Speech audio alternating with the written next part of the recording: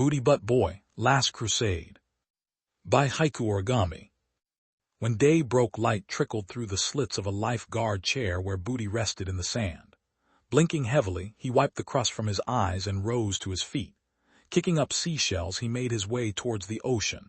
Stretching, he blocked the sun and looked deep into the waves. His vision focused, and he spotted a bottle bobbing on waves. A few moments passed, then it washed ashore. Noticing a letter inside, he grabbed it, uncapped it, and read the message. The plot thickens. Signed, the Playhouse Foundation. Booty crumpled the paper, letting it go and be soaked by seafoam. Still looking out over the water, something caught his eye. A single building sitting on an island. Opening a portal, he teleported to the island. Upon further examination, he determined the structure to be a deserted prison. Urged to explore the interior, a light bulb lit up in his HUD when he realized the prison's functions were still intact. Heading back outside, he used his jetpack to get a vantage point, did a scan of the building, and opened a black hole beneath it. The vortex opened to fit the entire complex, absorbing it with Booty following behind. Usually his portals acted as doorways, not this time. "Playtime over," he stated, observing the dark dimension. "Ruin my rep, attack me at home, poison me." Laughing maniacally, he made his way down the corridor of empty cells. While he made accommodations, the outside world kept on. At a four-way intersection, the mountain of a man-ton caused a ruckus, tossing a bus across the street at a squad of police officers. Bullets flew, embedding into the villain's rocky skin. Shrugging off the impact, Ton ripped a fire hydrant from cement and threw it full force at a chopper. Propellers chipped. It was downed, exploding in a fiery crash. Both fists raised above his head, Ton slammed them against the ground, creating a wave of earth that flipped trucks and devastated the block. Admiring his handiwork, the brute took his leave, stomping down the avenue. His footsteps heavy, he shook the city, choosing to hide out in a warehouse.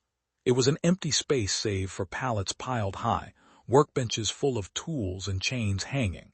In the middle of the room was a running forklift. An eyebrow raised, he motioned to investigate, but to his surprise he was alone. Turning the key, he killed the engine, scratched his head, then chains rattled. Eyes widening, he threw the forklift through the nearest wall. "You don't want to mess with me," he warned, his voice gruff. No one answered. Not right away, at least. Paranoia built in Ton's mind as he whipped around, desperately looking for his stalker. Above him, in the shadows of the warehouse, a boyish figure loomed on a steel beam. Fingers snapping, he garnered attention. Ton looked up to see the forklift descending fast. Crushed by the machine, he was weighed down, dropping to the floor. Booty kept his distance. Bellowing, his enemy broke free, destroying the forklift, sending debris flying everywhere. Disappearing behind a crate, Booty chuckled. "Give it a break, kid. I'm not scared of you." Silence crept in. Checking his surroundings, he found Booty sitting crisscrossed on a stack of pallets. Charging forward, he tripped a wire that released oil, slicking the floor. Between his fingers, Booty held a match. In his other hand, he held the box. A grin across his face, he struck the match, dropping it promptly. Flames erupted, immersing Ton in sweltering heat. What started out as flash in a pan turned into an inferno, with the warehouse catching fire. Booty tucked tail into a portal, leaving his enemy to fend for himself. His frame splitting, Ton started to panic, rushing through a wall, falling to his knees in a parking lot. "How you like me now?" Booty asked, his smile having faded. "You ain't a killer," Ton reasoned, cracks forming about his flesh. "Oh, I don't want to kill you. I want to hear you say my name." Setting down a black hole disc, he ensnared the brute and wiped his hands together. From his pocket, he pulled out a piece of paper and crossed Ton's name off the list. Below were the remaining members of the Playhouse. Next up was Bouquet. His jetpack sputtering, Booty took off for the countryside. 20 miles out sat a greenhouse enshrouded by greenery. Flying overhead, he released a herbicide chemtrail that fell upon the plants like a plague. Exiting the greenhouse, Bouquet cried as she drooped into a vortex. "Too easy," he said, jetting towards the mountains. Deep in the woods was a log cabin housing renowned crook Tremor, who was busy brewing stew when his doorbell rang. When he answered the door, no one was there, but when he turned around he was caught off guard by Booty tasting his stew. Without a word, he leveraged the ground to shake, soon bringing the house down around them.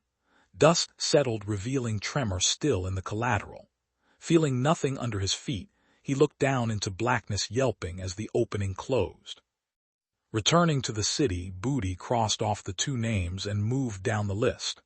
Paying a visit to the playhouse directly, he simply walked through the club, his hands dug in his pockets. "Get a load of this twerp," a thug said, stepping up to the kid. Booty barely paid him any mind, walking past as he fell into an abyss. Before him sat the host, Felix Farce, behind an oakwood desk. The 2 enemies sized each other up, a smirk creeping on the hero's lips. Reaching for a glass of water, Farce descended into a cell. Booty continued further into the club, opening a door to a room decorated in black and white swirling stripes. There in the center of the room, Mr. Hypnotic read from a script. Performing his lines, he was startled by Booty's presence. Holding a camera, Booty snapped a picture, the flash blinding the villain. Kicked in the shin, he was pushed into a portal. "I know you're there, Oubliette," Booty stated, putting his hands up. "No tricks, let's chat." Oubliette uncloaked himself, eyes glowing a dark purple. Warping reality around them, he created a pocket dimension where the terrain was volcanic. Sweat dripped off Booty's nose, though he kept his composure. Snapping his fingers, his wrist piece emitted a sonic frequency that forced Oubliette to his knees. Dimensions unfolded around them. They were taken to a water world, then to a desert, then finally they were back in the club. And just like that, another one bit the dust, fitted snugly in a cell. "I wonder what's behind door number 3, Booty said, picking the lock.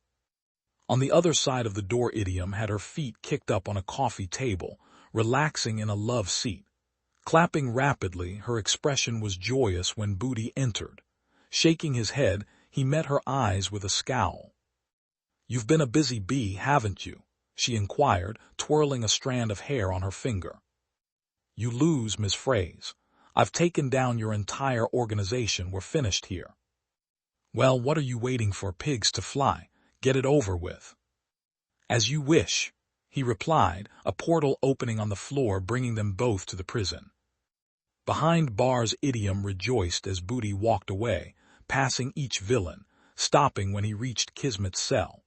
She had been his first prisoner, having snagged her from the holding cell he'd placed her in the night before. Observing her hardened features, he turned away, whistling. Stepping through a final portal, he left the villains to rot.